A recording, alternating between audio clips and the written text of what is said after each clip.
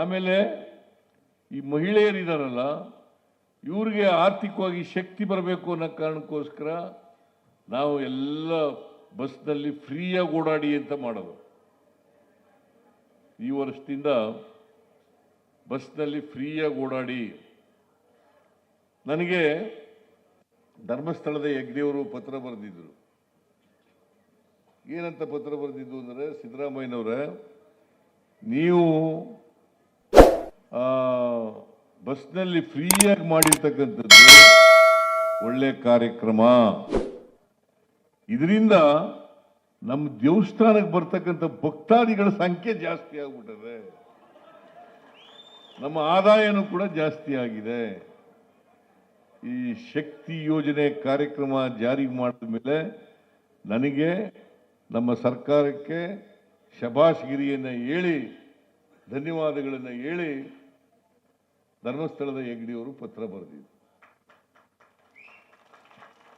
ನಾನು ಯಾಕೆ ಇದನ್ನು ಪ್ರಸ್ತಾಪ ಮಾಡ್ತಾ ಇದ್ದೀನಿ ಅಂತಂದರೆ, ಹೆಣ್ಮಕ್ಳು ಕೆಲಸಕ್ಕೆ ಹೋಗ್ತಾರೆ, ಕಾರ್ಮಿಕರ ಕೆಲಸ ಮಾಡ್ತಾ ಇದ್ದಾರೆ, ಗಾರೆ ಕೆಲಸಕ್ಕೆ ಹೋಗ್ತಾ ಇದ್ದಾರೆ, ಇನ್ಯಾವುದೋ ಕೆಲಸಕ್ಕೆ ಹೋಗ್ತಾರೆ, ಮನೆಗಳಲ್ಲಿ ಕೆಲಸ ಮಾಡ್ತಾ ಇರ್ತಾರೆ.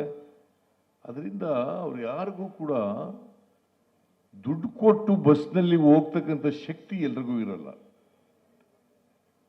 ಅದಕ್ಕೆ ಫ್ರೀಯಾಗಿ ಸರ್ಕಾರಿ ಬಸ್ಗಳಲ್ಲಿ ಪ್ರಯಾಣ ಮಾಡ್ತಕ್ಕಂಥ ಕೆಲಸವನ್ನು ಮಾಡ್ತಾರೆ. ಆಮೇಲೆ ಯಾಕಂದ್ರೆ ಈ ದುಡ್ಡೆಲ್ಲ ಉಳಿತಾಯ ಆಗಬೇಕು, ಈ ದುಡ್ಡು ಉಳಿತಾಯ ಆಗಬೇಕು ಹೆಣ್ಮಕ್ಳಿಗೆ. ಈಗ ಗೃಹ ಜ್ಯೋತಿ ಯೋಜನೆ ಮಾಡಿದ್ದೀವಿ. ಯಾಕೆ ಮಾಡಿದ್ದೀವಿ ಅಂತಂದ್ರೆ, ನೀವು ವಿದ್ಯುತ್ ಶಕ್ತಿ ಬಿಲ್ಲನ್ನು ಕಟ್ತಿದ್ರಿಲ್ಲ 200 ಯೂನಿಟ್ವರೆಗೆ, ಬಹುಶಃ 100ಕ್ಕೆ 95% 200 ಯೂನಿಟ್ ಒಳಗಡೆನೆ ವಿದ್ಯುತ್ತನ್ನು ಬಳಸ್ತಕ್ಕಂಥವ್ರು. 100ಕ್ಕೆ 95 ಜನ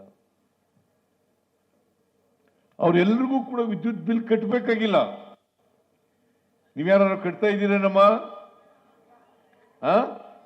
ಏನ್ ಮಾತಾಡದೆ ಕೂತ್ಕೊಂಡ್ರೆ ಹೆಂಗೆ? ಮತ್ತೆ ಯಾರು ಕಟ್ಟಾಗಿಲ್ಲ. ಯಾಕೆ ಮಾಡಿದ್ದೀವಿ ಅಂತಂದ್ರೆ, ಆ ದುಡ್ಡು ಉಳಿತಾಯ ಆಗಬೇಕು ಅವರಿಗೆ. ಅದನ್ನ ಬೇರೆ ಬಾಬುಗಳಿಗೆ ಖರ್ಚು ಮಾಡ್ತಕ್ಕಂಥ ಶಕ್ತಿ ಅವ್ರಿಗೆ ಬರಬೇಕು. ಈಗ ಅಕ್ಕಿ ಕೊಂಡ್ಕೊಂಡು ಊಟ ಮಾಡೋದು, ನಾವು 5 kg ಅಕ್ಕಿ ಮತ್ತೆ 5 kgಗೆ ಬೇಕಾದ ಎಷ್ಟು ಹಣ ಆಗ್ತದೆ ಅಷ್ಟು ಹಣ ಕೊಟ್ಬಿಡ್ತೀವಿ, 10 kg ಕೊಡ್ತೀವಿ. 200 ಯೂನಿಟ್ವರೆಗೆ ಫ್ರೀಯಾಗಿ ಕರೆಂಟ್ ಕೊಡ್ತೀವಿ.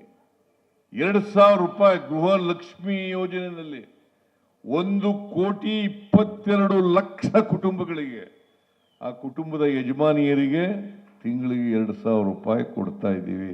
ಕೊಡ್ತಾ ಇದೀವ ಇಲ್ಲ? ನಿಮ್ಗೆಲ್ಲ ಬರ್ತಾ ಇದೆಯಾ? ಕೈ ಎತ್ತಿ ನೋಡೋಣ, ಯಾರ್ಯಾರು ಬರ್ತದೆ? ಎಲ್ರಿಗೂ ಬರ್ತದೆ. ಅಂದ್ರೆ ಯುವ ನಿಧಿ ಕಾರ್ಯಕ್ರಮ ಜಾರಿಗೆ ತಗೊಬಂದಿದ್ದೀವಿ. ಯಾರು ಅನ್ಎಂಪ್ಲಾಯ್ಡ್ ಯೂತ್ಸ್, ನಿರುದ್ಯೋಗಿ ಯುವಕರು, ಗ್ರಾಜ್ಯುಯೇಟ್ಗಳಾಗಿರೋರು, ಡಿಪ್ಲೊಮಾ ಹೋಲ್ಡರ್ಸ್ ಮಾಡಿರ್ತಕ್ಕಂಥವ್ರು, ಅವರು ಕೊಟ್ಟಿದ್ದೀವಿ.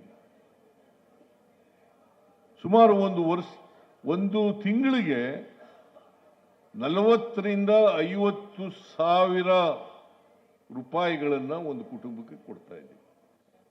40,000ರಿಂದ 50,000 ರೂಪಾಯಿಗಳನ್ನು ಕೊಡ್ತಾ ಇದ್ದೀವಿ. ವರ್ಷಕ್ಕೆ 50ರಿಂದ 60 ಕೋಟಿ ರೂಪಾಯಿಗಳನ್ನು ಕೊಡ್ತಾ ಇದ್ದೀವಿ. 50ರಿಂದ 60 ಕೋಟಿ ರೂಪಾಯಿಗಳನ್ನು ಯಾಕೆ ಮಾಡ್ತಾ ಇದ್ದೀವಿ ಅಂತಂದ್ರೆ, ಎಲ್ಲರಿಗೂ ಕೊಂಡ್ಕೊಳ್ತಕ್ಕಂಥ ಶಕ್ತಿ ಹೆಚ್ಚಾಗಬೇಕು. ದುಡ್ಡಿದ್ರೆ ತಾನೇ ಜೇಬ್ನಲ್ಲಿ ನಾನು ಅಂಗಡಿಗೆ ಹೋಗೋದು, ಹೋಟೆಲ್ಗೆ ಹೋಗೋದು, ಇನ್ನೇನೋ ಕೊಂಡ್ಕೊಳಕ್ ಹೋಗೋದು. ದುಡ್ಡೇ ಇಲ್ತಿ ಜೇಬ್ನಲ್ಲಿ, ಖಾಲಿ ಜೇಬಿನಲ್ಲಿ ಇದ್ರೆ ಹೆಂಗೆ ಹೋಗ್ತೀನಿ? ಅದಕ್ಕೆ ಕೊಂಡ್ಕೊಳ್ತಕ್ಕಂಥ ಶಕ್ತಿ ಜಾಸ್ತಿ ಆಗಬೇಕು. ಲೇಟೆಸ್ಟ್ ಹಾಗೂ ಇಂಟ್ರೆಸ್ಟಿಂಗ್ ಸುದ್ದಿಗಳಿಗಾಗಿ ಬಾಸ್ ಟಿವಿ ಕನ್ನಡ ಚಾನೆಲ್ನ ಸಬ್ಸ್ಕ್ರೈಬ್ ಮಾಡಿ. ಹಾಗೆಯೇ ಬೆಲ್ ಐಕಾನ್ ಪ್ರೆಸ್ ಮಾಡಿ. ಇದರ ಜೊತೆಗೆ ಫೇಸ್ಬುಕ್, ಇನ್ಸ್ಟಾಗ್ರಾಮ್, ಎಕ್ಸ್ ನಲ್ಲೂ ಮಿಸ್ ಮಾಡದೆ ಫಾಲೋ ಮಾಡಿ.